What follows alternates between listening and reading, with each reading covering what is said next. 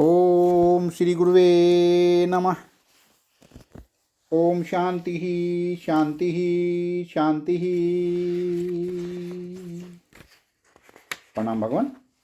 भगवान अभी हमारा सत्संग मुंडक सुधा मुंडक उपनिषद प्रवचन श्री स्वामी अखंडानंद सरस्वती जी महाराज द्वारा विरचित और प्रवचन नंबर 14 मंत्र नंबर 2 जीव का निरुपाधिक स्वरूप अर्थात अक्षर तत्व।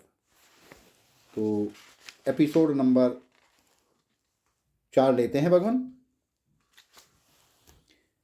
स्वामी जी बताते हैं कि अब इस तरह से आप देखो, ईश्वर का भी अगर कभी दर्शन होए तो जितना अंश दिखेगा उतना दृश्य होगा, और आत्मा का कभी ज्ञान हो तो जितना अंश दृश्य होगा वह दिखेगा।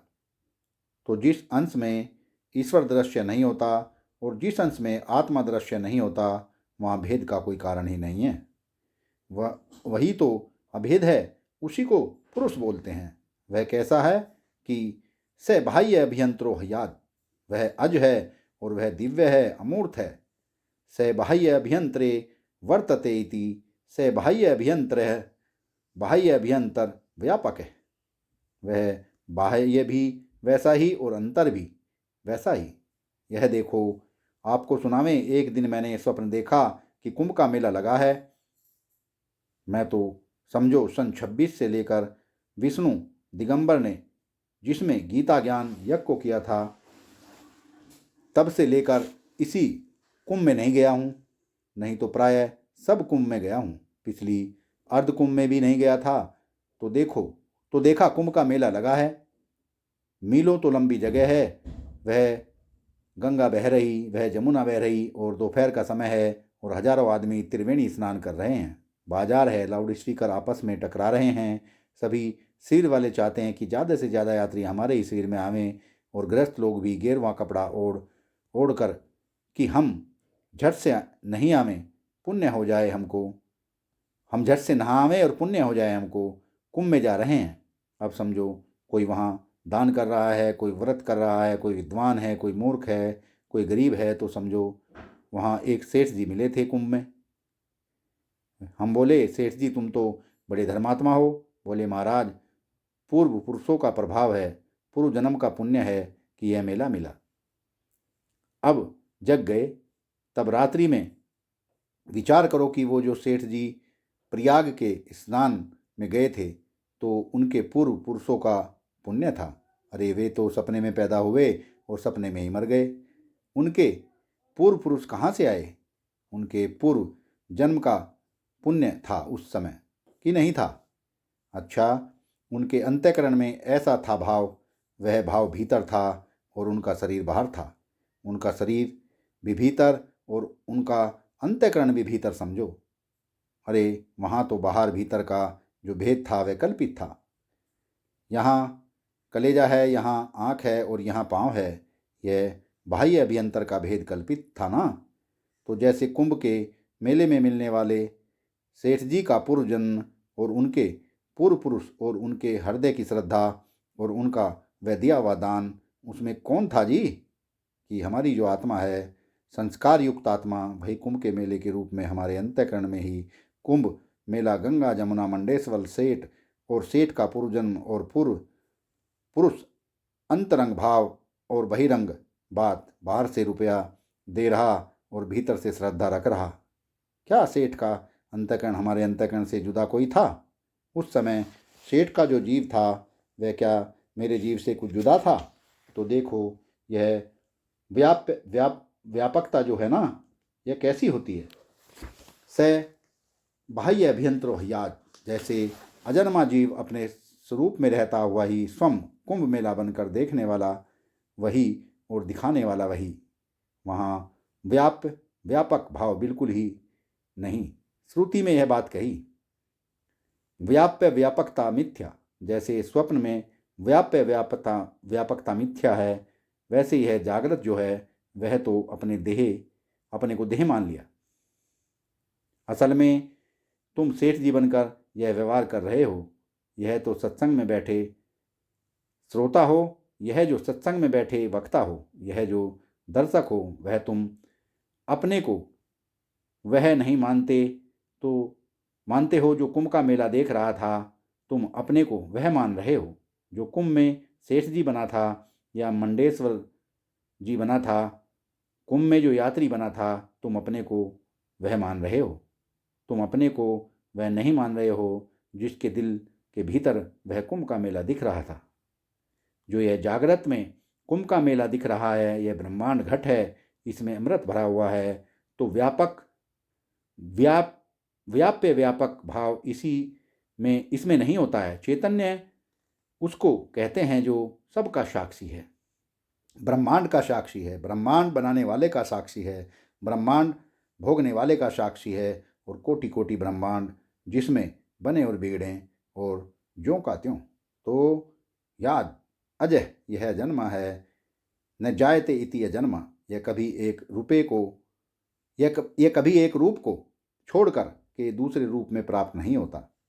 यह जन्म जो है ना, इसकी बड़ी बढ़िया व्याख्या शास्त्रों में मिलती है।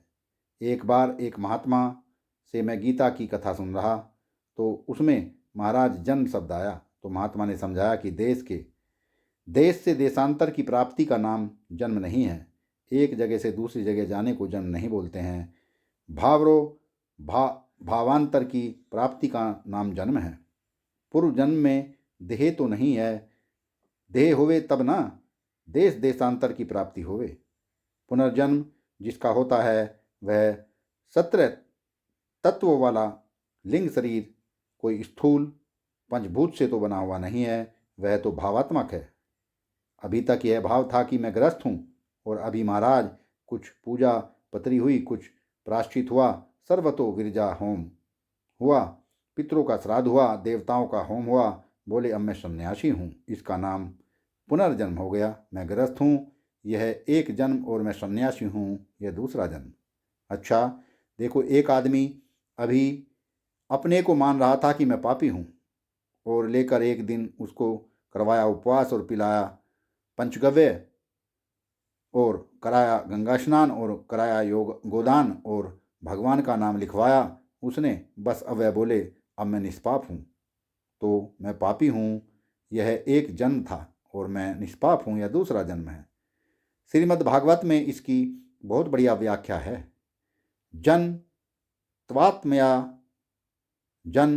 त्वात्मतया पुंसः सर्वभावेन भूरिद विषय स्वीकृतम